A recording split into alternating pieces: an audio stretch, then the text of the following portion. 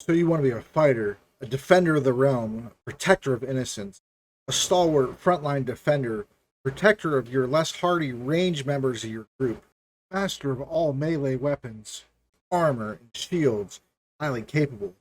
Building a fighter today on Dungeons and Tavern. Hi, I'm Saul Sunforge. I've been a DM for 20 years. I want to bring that experience to others to help new and veteran players and DMs alike. I am very interested in getting people who might be possible players into the tabletop role-playing hobby. The first video on this series is on how to build a fighter. Today we're going to go ahead and build a sample fighter for you to use if you want, or just so you can see an outline of how it's done. There are a few ways that you can play a fighter. You can use a one-handed weapon with two hands, or you can use a two-handed weapon that increases your damage. You can use a one-handed weapon accompanied by a shield, which will increase your armor. The one-handed weapon and shield is the classic fighter that most people think of. They're effective at dealing damage, but they're also more effective at taking it because of the +2 AC for having a shield. You can also wield one-handed weapons in both hands, which is known as dual wielding. Your main attack action uses your main weapon, and then your bonus action will use your offhanded weapon. Fighters are also skilled at using ranged weapons, so situationally, if you're not able to close the gap between you and your enemy, pulling out a crossbow is perfectly normal. Although, if you want to use a crossbow primarily, you might want to pick a ranger or a class that is more specialized exclusively in ranged combat. But in a pinch, a fighter can do that. Now, normally, I roll my stats up with my dice, but for you to see it, I'm going to go ahead and use Roll20 to do so. Here we have a blank character sheet. They're very easy to find online, or you could print them out at your library or wherever you'd like. They're really cheap to print out, or you can use a service like D&D Beyond. My fighter is going to be a female, just like in the thumbnail, so I already chose her name, Rhiannon. I have other videos out that explain the alignment, the race, and your backgrounds. So we're not really going to cover on that. We're just going to go ahead and roll up our stats. All right, so since there's 6 stats, we're going to go ahead and roll 4d6, drop the lowest number 6 times. All right, so we got 6, 5, and 4. So 11. So we got 15 for our first stat.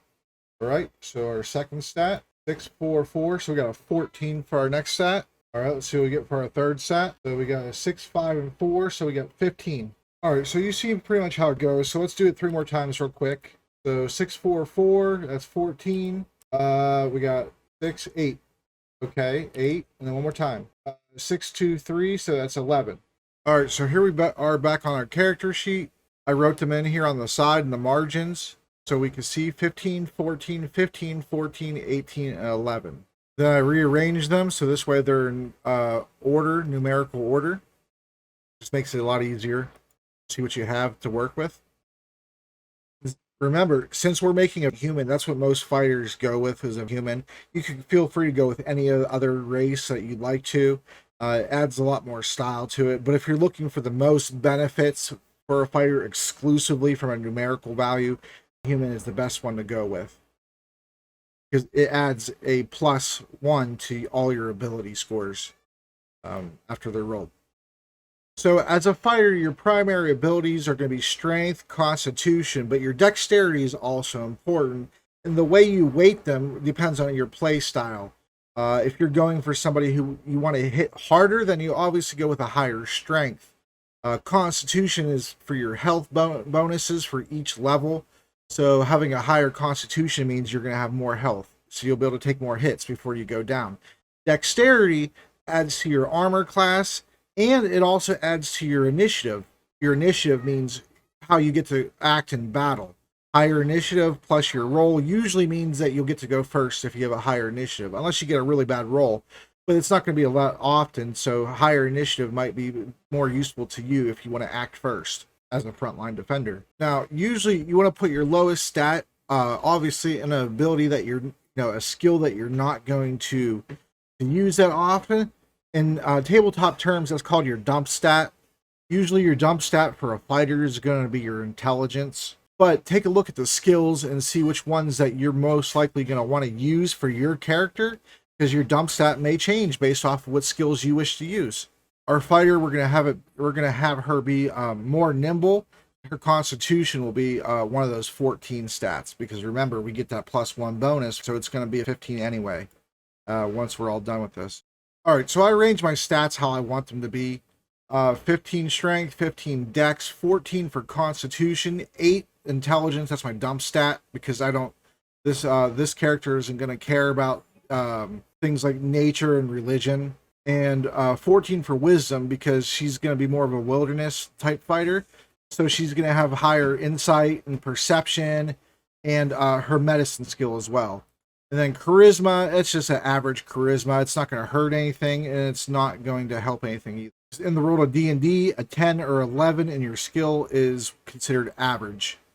And don't forget that when you're role-playing your character, you can role-play your stats as well. So since my character has an 8 intelligence, maybe you can role-play her as somebody who comes up with ideas, but they're almost always bad ideas or not ideal ideas. That would be the easiest way I could think of to do it.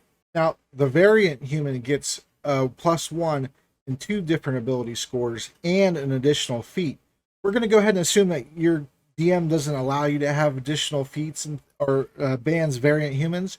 So we're just going to have a regular human where you get +1. So the 15 becomes a 16, 15 becomes a 16, 14 becomes a 15, the 8 becomes a 9, so not really that unintelligent, just a little bit less than average.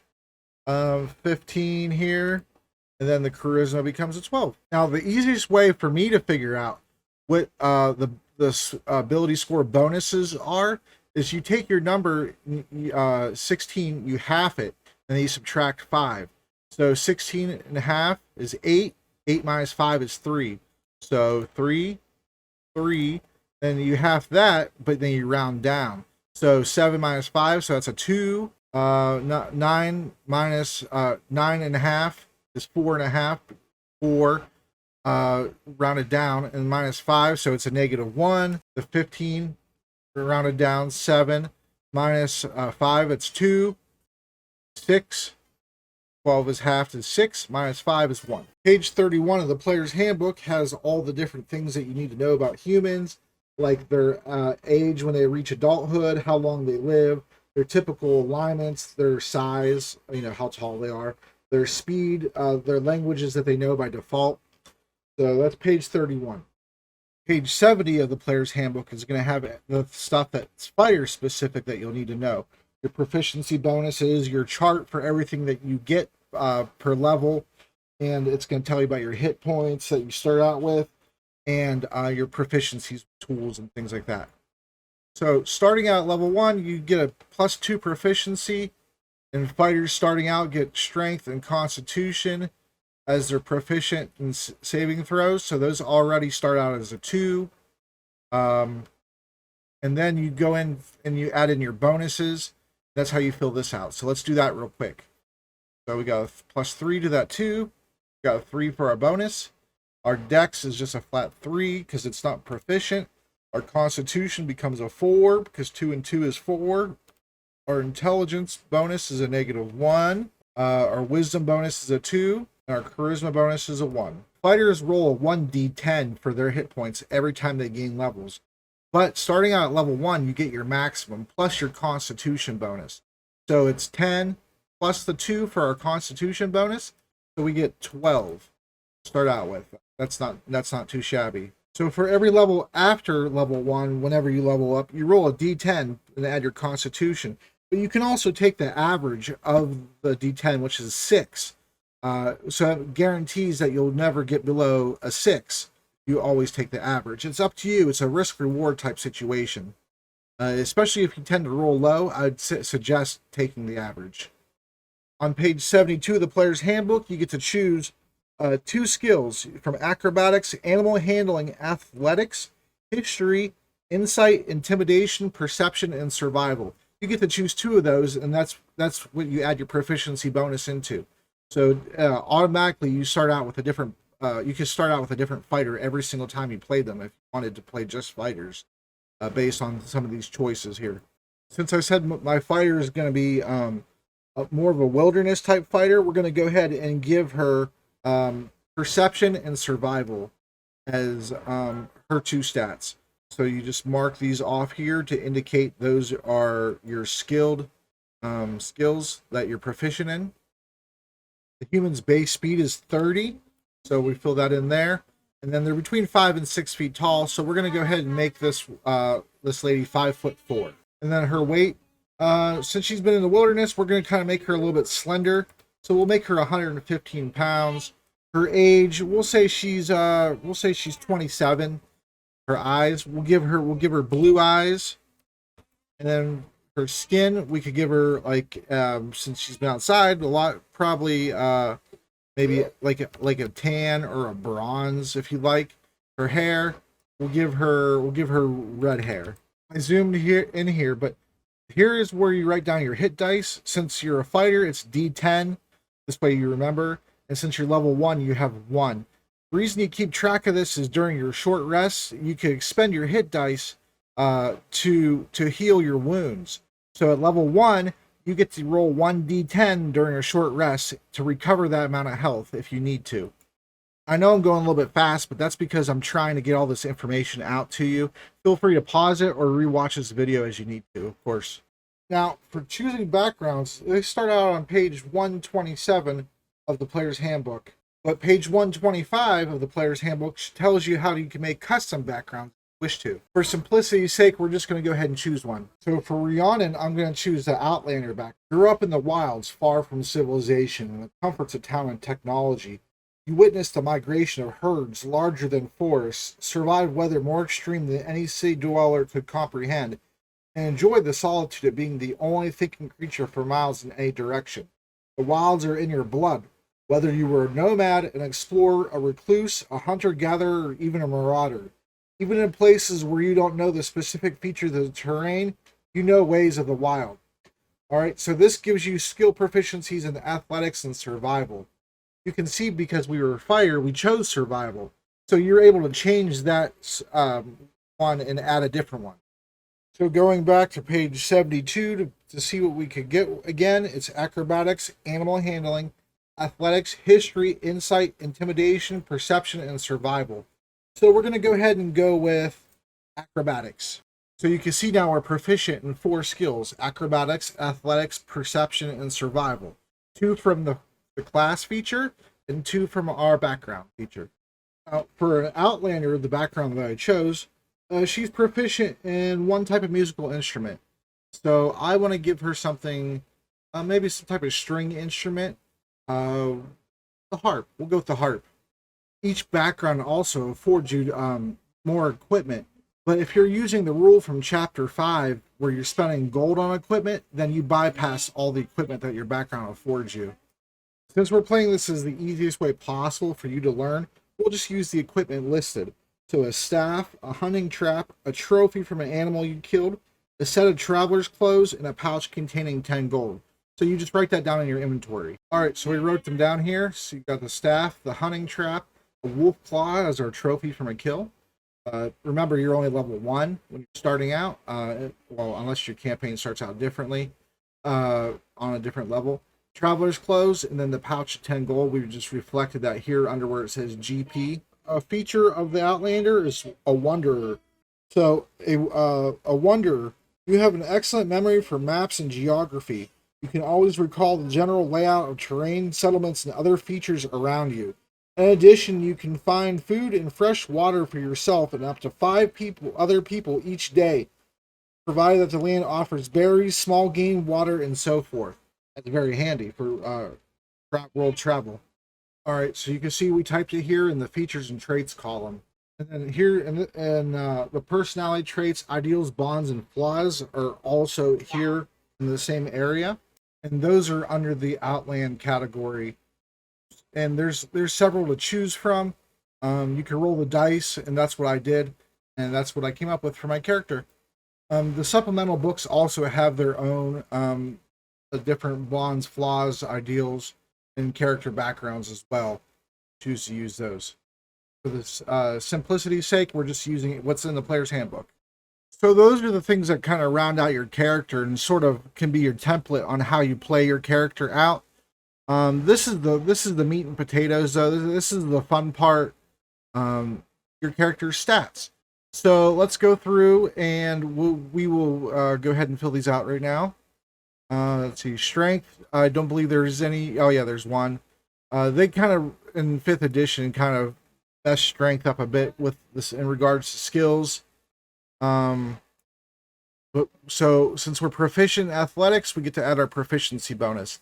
Anything you're proficient in, you add your proficiency bonus. It's one flat number. In older editions, it wasn't just one flat number. All right, so next we have our dexterity, and we're proficient in acrobatics, so that's a 5. Let's go back. Let's go through here. Our dexterity here, so that's just our flat bonus because we're not proficient, and same with our stealth. Okay, and then we go to our constitution, and constitution used to be used, and it's not used at all in 5th edition for your skills. So some people actually use it as their dump stat, which I don't recommend. You still want those hit points. All right, so your intelligence, arcana, which makes perfect sense, history, and you can improve these skills throughout the game if your DM allows you to use your downtime activity to improve on some of these skills with training and gold and things like that. I, as a DM, always allow that. It makes for better storytelling, and it gives characters something to spend their money on, other than the basic gear, and if you happen to throw in magic weapons and things like that. All right, so what else? What's next? Wisdom. So that's a flat 2, and then finally we have charisma, which is a 1. And these numbers are again coming from our bonuses. The ones that we are not proficient in is just a flat bonus, and then the ones we are, add the proficiency bonus. Very easy. And then next is passive perception. So it's based off of wisdom. So it's 10 plus your wisdom score. So the passive is 12. There's feats that like alert that increase your passive perception if you wish to. It's just passive means like you're not actively using it. So it's things that the DM may clue you in on based off of your passive that people with lower passives may not be clued in on. A good example of that would be an ambush. Or perhaps you see a trap that others may not see, or some type of clues or hints. And so real quick, the way that these work is, the way your skills work is when the DM calls for a roll, or you want to do something, say, I want to look around the tree line and see if there's any enemies. Well, that's no longer a passive perception, that's active. So you use your wisdom plus your proficiency bonus, and so that should be actually a 4. And so you roll your d20, and then you add 4, and then you give the DM your result, and then he adjudicates what the result would be, whether it's good or bad or somewhere in between. Maybe it's good with a little bit of complications. Now I'm explaining these in order that they're showing up on the character sheet. You of course can stay on one page and fill out everything that's involving that page, and then go jump to the backgrounds if you wish to. I'm just doing it in this order specifically to show you each column and what goes into it. Do it however you feel like that will make it faster for you. So the next thing we're going to cover is the attacks and spell casting. Since you're a fighter, you don't have any spell casting unless you pick an Eldritch Knight. But in this example, we aren't going to pick a Eldritch Knight. We're going to pick a Battle Master because that's the most optimal. So as part of our starting package, we get to either choose leather armor or chainmail. Page 146 of the player's handbook, you can see here leather armor falls under the light armored category. It's 10 gold, it has the AC of 11, but you get to add your full dexterity modifier. And if your campaign plays with weight, it weighs 10 pounds. The chainmail is 75 gold, it has a base armor of 16, but you don't get to add any of your dexterity bonus. It requires a 13 for strength, which isn't terrible, especially if you're a fighter, but it gives you disadvantage on your stealth checks. You can also see that it's 55 pounds, so quite heavier, and it makes sense why that it would be that chainmail doesn't give you, or that it does give you disadvantage for stealth checks, because it's rattling around and things. So those are considerations you need to make if you want to make a stealthy fighter, or just sheer armor class. We're going to go with the stealthier option. So we're going to go ahead and pick leather. So that the AC of leather is 11 plus your dex. So that means so far our AC is 14. Since I chose leather armor, I also get a longbow and 20 arrows. That's because the price difference. So that's pretty good for a stealthier character to have a longbow and 20 arrows. So we're gonna write that down here. You can write longbow, whether it's gonna be your second or your third. We'll put it in the third spot. All right. So the next line says we get to pick a martial weapon and a shield, or 2 martial weapons. Since we're making a classical tank and spank type fighter, we're going to go ahead and pick a martial weapon and shield. And then the weapons is page 149 for that chart. Here we see the light crossbow. Here we see the battle axe under martial melee weapons. And then here we see the longbow. They're on page 150 of your player's handbook. All right, so we're going to go ahead and pick a battle axe for our weapon. And it does 1d8 damage. It's versatile, which means the versatile property means that it's a one-handed weapon, but you can also hold it with 2 hands. And if you do, then it goes up to the next category. So it would be a 1d10 if you decide to use 2 hands. We're going to go ahead and get a shield. And then, excuse me, in 5th edition, all shields give 2 AC. But you can also find shields with +1, +2. And your DM may add shields from previous editions of games or make their own shields like I do in my homebrew world. And so since we have that shield, our AC goes from 14 up to 16 when we're using the shield. And you could denote that if you wish to. So this way, in case you decide to put your shield down or you lose your shield for whatever reason or it breaks, then your AC would go back down to 14. Or if you drop your shield so you could use 2 hands for your battle axe.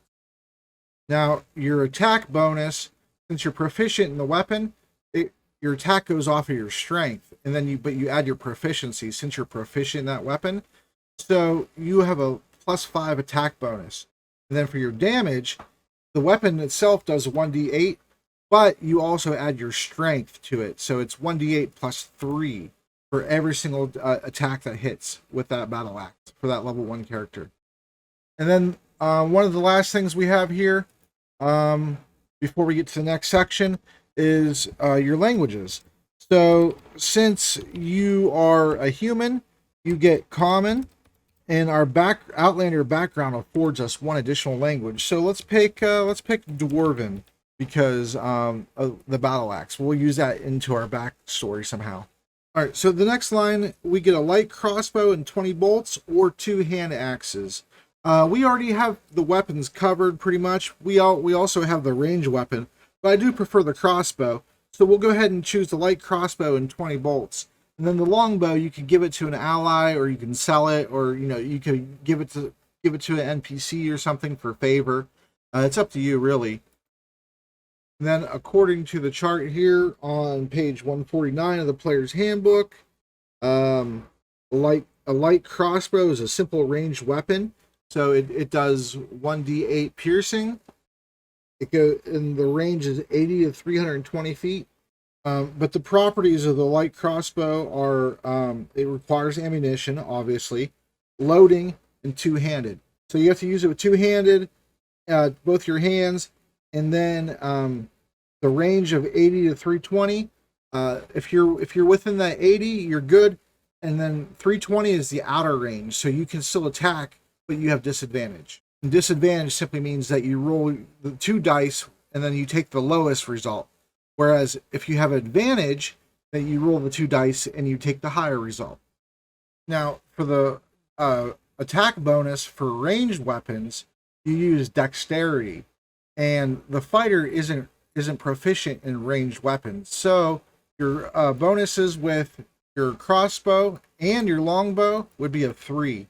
And then finally, you get to choose a Dungeoneer's pack or Explorer's pack as part of your starting gear. A Dungeoneer's pack costs 12 gold. It includes a backpack, a crowbar, a hammer, 10 pitons, 10 torches, a tinderbox, 10 days of rations, and a water skin. The pack also has 50 feet of rope strapped to it. And the Explorer's pack includes a backpack, a bedroll, a mess kit, a tinderbox, 10 torches, 10 days of rations, and a water skin. And it also has 50 feet of rope. So we're going to go ahead and choose the Dungeoneers pack. So I'm going to go ahead and write those things into my inventory instead of just writing the type of pack it is. Going to go ahead and include each specific item so I remember what they are. In case you didn't know, pitons are the little spikes that you dig into the side of the cliff side or the ice when you're climbing. And if you're not using the starting gear and your DM allows you to purchase goods instead, the table is on page 150 of the player's handbook. Page 151 explains, and page 152 explains tools. So you'll have the prices there and the descriptions of what they are.